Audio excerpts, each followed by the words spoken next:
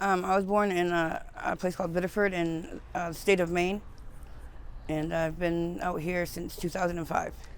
I moved out here because my two youngest children's father's side of the family lived here, and we came to visit, and we just ended up staying. So, Well, tell me about your home life.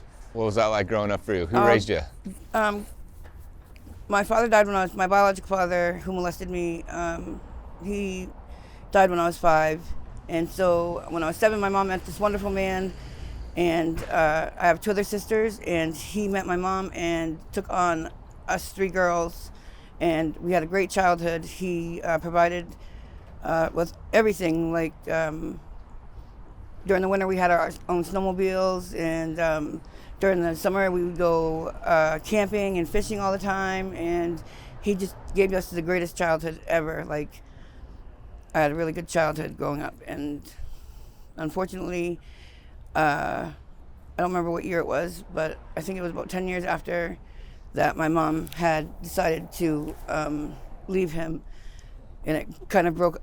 It's the start of a breaking of our family and the start of me, kind of. How old were you at that time?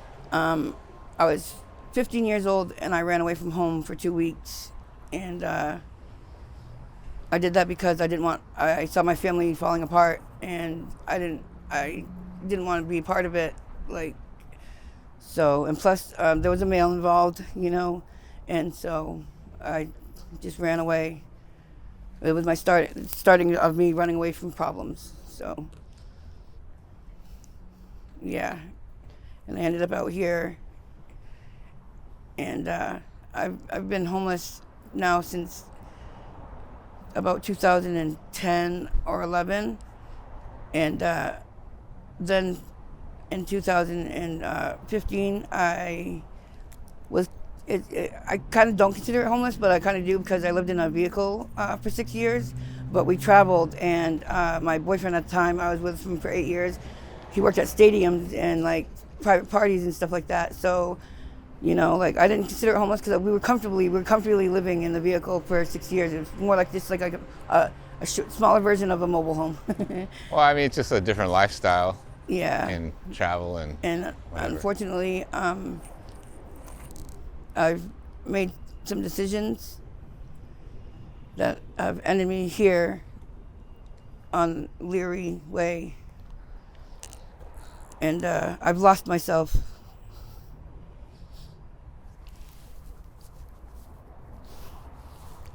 I started smoking fentanyl about 6 months ago. And I never, growing up, drugs wasn't us girls. My parents hid drugs from us very well.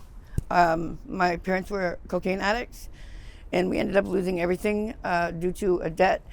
And so that was hidden. I just learned about that about 20 years ago.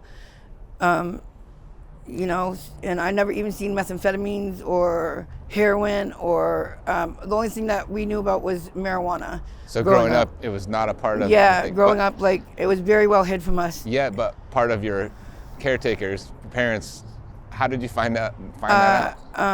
Well, even when we lost everything, it was hidden. It was just like we had to move, like, and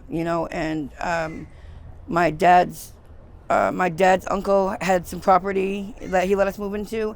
So my parents were just like, we're moving into a house, we're going to a better place, so that, like, we could have better things and stuff like that. And that's how that was brought on. Like, we knew nothing about drugs. Marijuana was around us, yes, but any other drugs, no. I never even seen methamphetamine until 2015. I've never seen what methamphetamine looked like. And even actually to this day, methamphetamine is still like, it's just starting to become a big thing in Maine, back in my state. So, yeah. You said something earlier that caught my ear. You said something like, that's when I started running away from my problems. Yeah. Why did you make that statement? Because, I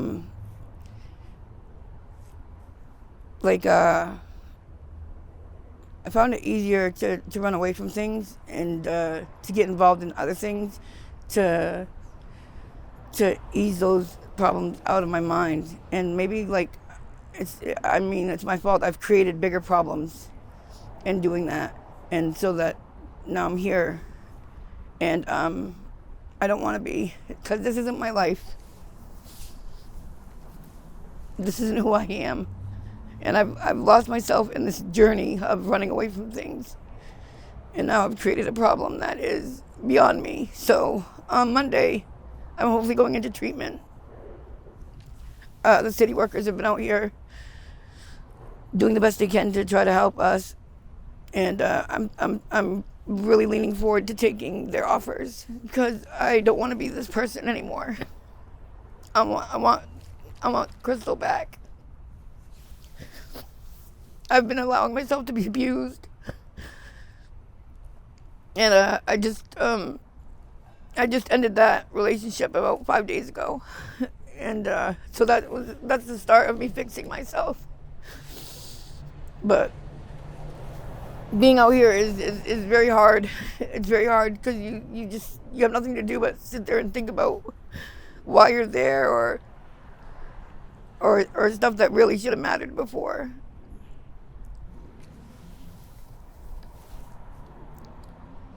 I've lost contact with my children because I don't want it to be their problem. And now I feel like I'm just one big problem.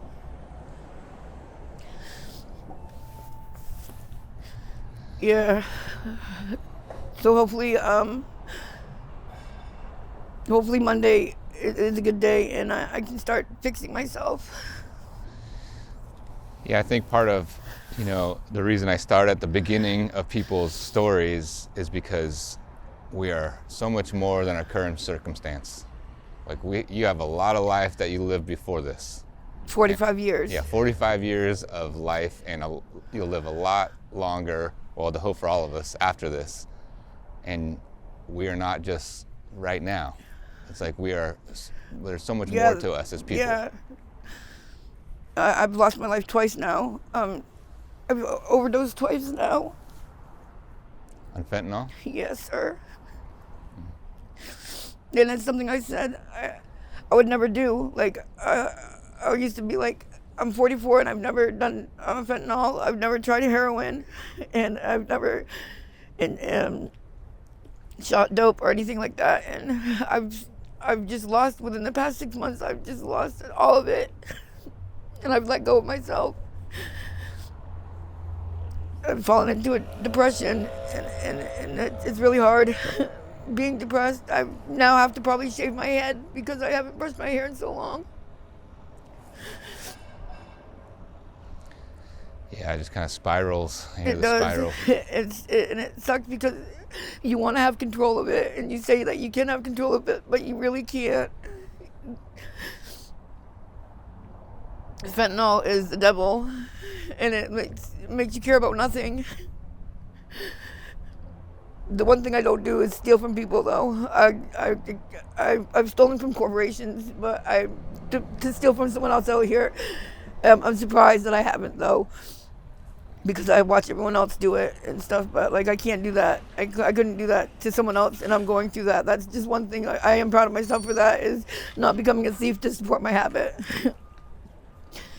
Yeah. I'm so curious, there's this piece, I just talked to somebody, and the mountain of trauma that this person grew up with, I always think like, oh yeah, that's understandable. I would cope and I'd do that. And, we all cope with certain different things. When did it kind of go over to fentanyl? When I was with the abuser that I just left, he was a fentanyl addict, and he's the first opiate addict I've ever been with. I've dealt with opiate abuse from my mom, who's now passed, and she's a lot of my problems. She was an evil woman, and a lot of thanks to the dad, the guy I call my dad, he's made me the stronger of the person that I am. But my mom was a very evil woman, and she's done a lot of evil things to me. And I haven't spoken to her, and I haven't spoken to her in over 10 years. So she was asking for me on her deathbed, and I still didn't speak to her. because she's caused me a lot of heartache and trauma, and she's just done a lot of unforgivable things that mothers shouldn't do to their children, or put me through a lot of things and say a lot of things that parents wouldn't say to someone that they love. So I haven't talked to her, and I don't want to blame anyone but myself because I make my own choices. But it's really hard. It's really hard when you feel like that's all that you're worth. Yeah, there's a part of me that's like, oh, I'm so glad you set that boundary and didn't speak with this person who abused you. That's your parent. Like, you should want to talk to your parents. You know what I mean? It's been over 10 years. I called my mother because I needed some motherly words, which I should have known better. But I told her that I was being abused, and she told me that I probably deserved it. So I hung up on her, and I never spoke to her again. I'm sorry. And that's hard. That's Yeah. really hard to hear that. Yeah. And it's really hard not to speak to her for 10 years, even though it's not because of everything she's done to me in the past. But when you're really at the bottom and you really need some encouraging words or just some motherly advice, it's hard when someone tells you that you probably deserve what being beaten. So I haven't spoken to her, and I carry a guilt because I should have at least called her to say goodbye. Yeah, that's just what a tough position to be in. Especially when she asked my baby sister took a video of her of 11 minutes, and it's my mom dying, and she asked, has anybody heard from Crystal? Has Crystal called? And that's the part that kills me the most. Is because I should at least told her that I do love her, which I didn't for the longest time, but I do love her. She was my mother. I can't forgive her for anything she's ever done to me because it's just really unforgivable things, but I just wanted her to know that I loved her. Yeah. And I didn't want her to die alone, and unfortunately she ended up dying alone. No one was there when she died. So, and I wouldn't have let that happen to her if I was there. I still wouldn't have let my mom die alone. Yeah, a lot of complexity in there. Yeah. I mean, it's just like, yeah, this person who you love, but also says terrible things to you. And has done That's your mom. Immensely, like, you don't call the state on your own children when they're living with you, and you're telling your child how good she's doing and how proud of you are of her, and then you call the state and tell them that, like, you don't have room for her child, and then yeah. Messy, very messy. Yeah. So that's unforgivable and stuff, but I didn't want her to die, like, you know, like I at least should have said goodbye to her. So, but I do have her ashes. I carry them with me in a locket that my family sent me. So, and sometimes I get so upset. I blame the ashes on my downfallings or my decisions, and I really want to throw them away sometimes, but something in me just can't. What's even more confusing, like it's like a I don't know, like a curse or something. Yeah, this is what it feels like sometimes. I'm like, you're cursing me because after she died, like, some things in my tiny home that I was living in started happening, and I knew they were because of her. Like, a phone that had been dead for 9 months, sitting there, just started out of the blue. The screen doesn't work, anything. It just started going off, and it was crazy because it was 4 days after she dies, which takes 4 days on a Greyhound bus to get here. I don't know. It was just like I thought you were gonna say it started to ring, and then your mom's voice was on the other. that would have been crazier. Sorry. But yeah, and then, like, a bottle that had just been sitting there just tipped over. So it was her letting me know that she was there, I guess. Which you want, you don't want. I didn't want it. Which is just. But in a way, it was like her coming to say goodbye to me. Yeah. You know. Yeah, I like that perspective. Yeah. Well, Krista, how long have you been? You said 6 months ago? Oh, it's 6 months ago you started the fentanyl. Yeah. How long have you been unhoused? Okay, maybe it was more like 7 months now. You lose track of days. Yeah. So I was housed. I lived in a tiny home village, and they housed me in a place in Bellevue, and it had a slumlord, and some things had happened with the package, and the landlord, instead of trying to work with me or the case manager for the building, they just I had wrote him a letter stating what had happened and to let me know what was in the package or the price of the package so I can promptly fix it. And instead of that, I get a 3-day notice on my door. And I was a good tenant. I didn't leave my home. I'm a pretty much a homebody. So this right here, it's very hard for me because I like to stick to myself and my dogs, and I never had any complaints. No one ever knocked on my door, and so it was really hard when I got a 3-day notice, and then the building manager didn't even come knock on my door to try to help solve the problem. Instead, I get evicted, and I'm out here. Yeah, so you went from tiny home to streets. Yeah. Yep. And is this the first time you've been Yes. on the streets? Yeah. Wow. Yeah, that's tough. By myself. Wow. Yeah. It's really hard because I sit there all day long and just think about, wow, this isn't me and I don't want to be here. So that's what's pushing me to my decision. I want myself back, so I want to go to treatment. And they offered me that on Monday, so. Great, good. Fantastic. Yeah, I know I can do it. Yeah. I'm pretty strong-willed for the most part, except for when I get into my thoughts. Yeah. Or I let my emotions take control. Yeah. But hopefully Monday will be the start of me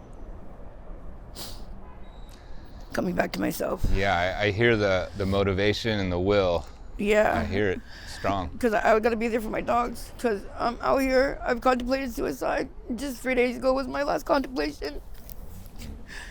And I don't want to do that because I need to be there for them, and I don't want to put them through that, because I've had them all their lives, and they're all I have. Good. I'm glad we're talking. Yeah. And you talk to your sisters? No, I don't. They're my baby sister is kind of like a smaller version of my mom, so I don't contact her. And my middle sister, who used to be my best friend, she's changed a lot, and I don't have help. In 20 years, I've asked my family, maybe they've sent me $100 in 20 years. No birthday cards or anything. So it's just been me. Yeah. Yeah, I think there's a piece where, a lot of people have fallbacks, family members, friends you can kind of rely on. But when you have nobody, No one. zero, and it is I have just absolutely you, no one. that is such a difficult place to be in. And then the one person I think I do have is beating on me and just belittling me. And it's like they want to see me down because they're down, and I don't want that. I want to be back up. Yeah. I want to be back to Crystal. I'm glad you're out of that relationship. Yeah. Crystal, a question I like to ask before we wrap up: is there anything you'd want the people of Seattle to know? That we're human too, and we just want to belong.